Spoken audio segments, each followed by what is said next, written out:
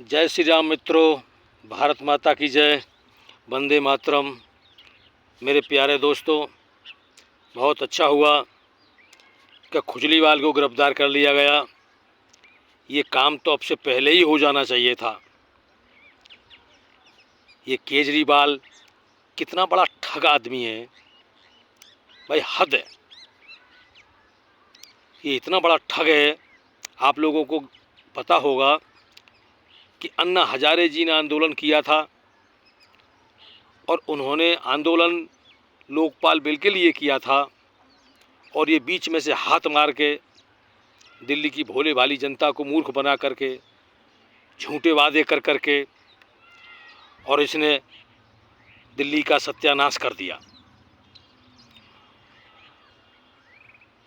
एक बार इसने कहा था कि मुझे अपने बच्चों की कसम है, मैं कांग्रेस से कभी समझौता नहीं करूंगा, कभी गठबंधन नहीं करूंगा, और आज उसी के पाले में जाकर के खड़ा हुआ है। ये कितना गिर गया है, ये कितना बड़ा गिरगिट आदमी है कि कुर्सी के लिए अपने बच्चों की कसम खाया इसने। मैं तो कहता हूं, ऐसे आदमी को जेल से बाहर निकलना ही नहीं देना चाहिए। और अभी तो नए नए खुलासे हो रहे हैं। जो खालिस्तानी समर्थक है पन्नू, उसने भी बहुत बड़ा खुलासा किया है। इससे तो इसकी मुश्किलें और बढ़ने के चांस हैं। उसमें सुनने में आ रहा है कि इसने खालिस्तानी समर्थकों के साथ में समझौता किया और ये उनके साथ में मिलकर के उन्होंने भी इसकी मदद की है, तब जाकर के ये पंजाब में अपनी सरकार बनाने में सफल हुआ है। ये इतना बड़ा धोखेबाज आदमी है कि गिरगिट भी कलर बदलने में ना इसको देख करके हंसता होगा। गिरगिट भी सोचता होगा कि मैं तो सिर्फ बदनाम हूँ। इतना बड़ा शातिर आदमी, इतना शातिर दिमाग आदमी काम खुद नहीं करे और हर चीज़ का इल्ज़ाम मोदी जी पर लगाए। कुछ भी काम अपने से होता नहीं तो उसका इल्ज़ाम मोदी जी के ऊपर लगाए। अब दिल्ली की जनता को भी ये समझना चाहिए कि ऐसा घोटालेबाज आदमी और दारू बांट रहा है। हाँ, दारू बंद करने की बात तो छोड़ो, वो एक के साथ एक फ्री दे रहा है। हम तो समझ रहे थे झाड़ू वाला, और वो तो निकला दारू वाला। पर ईडी से मुझे एक शिकायत है कि कम से कम उसको मफलर तो ले लेने देते भाई। अभी जेल में उसको खांसी उठेगी तो कैसे अपनी खांसी रोकेगा? मफलर तो उसको ले लेना चाहिए था। आपने उसको मफलर भी नहीं लेने दिया। हाँ, बाहर रहता था तो खांसी को रोक लेता था। अब अंदर मफलर उसके पास है नहीं, खांसी उठेगी तो अपनी खांसी को कैसे रोकेगा? ये वो तत्व हैं, ये वो लोग हैं, ये कुर्सी के लिए कुछ भी कर सकते हैं।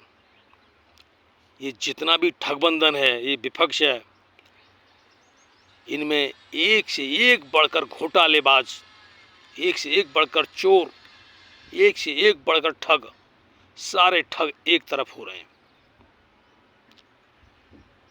किसी भी विपक्ष के एक नेता को उठाकर देख लीजिए जो किसी घोटाले में या किसी करप्शन में जिसका नाम नहीं आया हो। कोई चारा चोर है, कोई टोंटी चोर है, और कांग्रेस ने तो खैर देश ही डुबो दिया। कांग्रेस ने तो सत्यानाश ही कर दिया देश का। हाँ, उसने तो देश को बेड़ा गर्क ही कर दिया। एक से बढ़कर एक सारे चोर, उचक्के, लुटेरे, ठग सब एक तरफ होकर के और मोदी जी को रोकना चाहते हैं। मेरे देशवासियों, अब आप लोगों को समझना होगा, जो केजरीवाल कहता था मैं आम आदमी हूँ, मैं आम आदमी हूँ, वो आम आदमी 10 साल में करोड़ों का शीश महल खड़ा कर दिया। बताइए, एक आम आदमी 10 साल में क्या शीश महल खड़ा कर सकता है? इस जनता को किस कदर मूर्ख बनाया है कि इसके दिमाग की दाद देनी पड़ेगी। मोदी जी 20-25 साल मुख्यमंत्री रहे और अब 10 साल से प्रधानमंत्री की कुर्सी पर भी बैठे हैं। वो चाहते तो इससे भी अच्छा शीश महल बना सकते थे, लेकिन उन्होंने तो कुछ नहीं किया ऐसा। उनके पास तो कोई ऐसा बैंक बैलेंस नहीं है। जो पप्पू भी रात दिन चिल्लाता है, अडानी को दे दिया, अडानी को दे दिया। अरे गधो, कम से कम इतना तो सोचो, जो आदमी अपनी सैलरी भी गरीबों को दान कर देता है, वो किसकी चोरी करेगा, क्यों चोरी करेगा, किसको देगा, क्यों देगा? उसका तो देश ही परिवार है। वो किसी को क्यों देगा? वो किसी की बुराई, किसी की अच्छाई क्यों लेगा? लेकिन जैसा पप्पू है ऐसे उसके चमचे हैं।